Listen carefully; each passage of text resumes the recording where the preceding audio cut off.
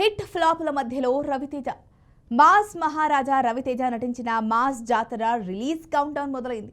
మరో 3 రోజుల్లో సినిమా ప్రేక్షకుల ముందుకు రాబోతోంది. రాజా అభిమానులు రిలీజ్ గడియల కోసం అంతే ఆసక్తిగా ఎదురుచూస్తున్నారు. ఇప్పటికే రిలీజ్ అయిన ప్రచార చిత్రాలతో మంచి బజ్ నెలకొంది.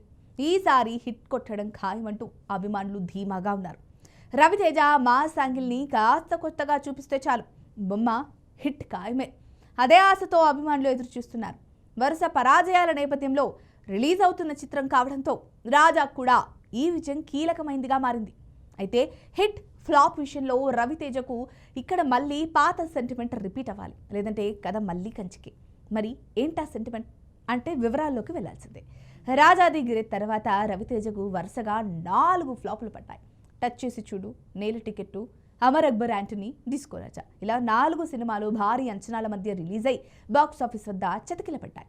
ఆ తర్వాత మళ్ళీ క్రాక్ విజయంతో పట్టాలెక్కాడు. విజయం అందుకోలేకపోతే మళ్ళీ పరాభవాలు తప్పలేదు. కిలాడి, రామారావు రూపంలో 2 ఫ్లాపులు ఎదురయ్యాయి. కానీ ఆ వెంటనే మళ్ళీ ధమాకా విజయంతో అదే ఏడాది బౌన్స్ అయ్యాడు.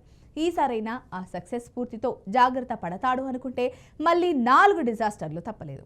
Ravanasura, Tiger Nageswararao, Eagle, Mister Bachchan, ఇలా ఈ 4 సినిమాల రూపంలో వరుస ఫ్లాపులు చూశాడు. వరుస ఫ్లాపుల తర్వాత హిట్ పట్టమన్నది రవితేజ సెంటిమెంట్ కోణంలో చూస్తే మాస్ జాతర బ్లాక్ బస్టర్ అవ్వాలి. 5వ ఫ్లాప్కు ఛాన్స్ ఇవ్వకూడదు, లేదంటే ఆర్డర్ మార్చుతున్నట్లే అవుతుంది. ప్రస్తుతం రవితేజ చేతిలో కొత్త ప్రాజెక్టులు కూడా ఏమీ కమిట్ అవ్వలేదు.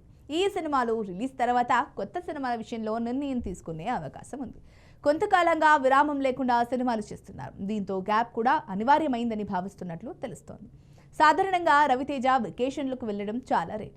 సినిమాలు చేయడం, హైదరాబాద్లో ఉండడం తప్ప స్నేహితులతో చిల్అవుట్ అవ్వడం పెద్దగా కనిపించదు. మరి మాస్ జాతర రిలీజ్ తర్వాత కొత్తగా మరి ఏదైనా ప్లాన్ చేస్తున్నారా అన్నది తెలియాలి.